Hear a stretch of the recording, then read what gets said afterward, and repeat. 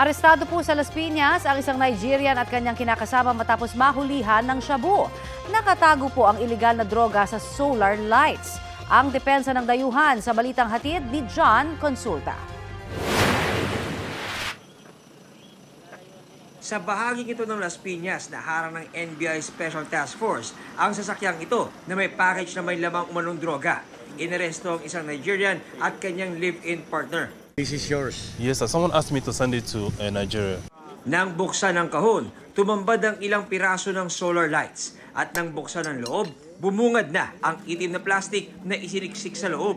Nang suriin ng chemist ng NBI ang plastic na nasa loob ng mga ilaw gamit ang kanilang equipment, ang resulta Positive for methamphetamine hydrochloride, commonly known as shabu. I'm surprised because if I know there is drug inside, I cannot use my house address. He asked me to send it in Nigeria.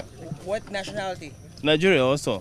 Ayon sa NBI, base sa kanilang impormante, ilang beses na raw ginagawa ang pagpapadala ng droga ng suspect sa kanyang sinusuplayan sa kanilang bansa. Napakasamang impression nito na dito na sa atin ang gagaling ngayon. Dati, usually, from abroad, dadalhin sa Pilipinas. Ito, kaiba ito. Nakakahiya na nanggagaling pa sa atin yung ganyan.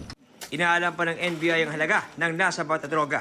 Maharap naman ng mga suspect ng reklamong paglabag sa RA 9165 o Dangerous Drugs Act. John Consulta, nagbabalita para sa GMA Integrated News. Kapuso, para sa mga maiinit na balita, mag-subscribe sa GMA Integrated News sa YouTube.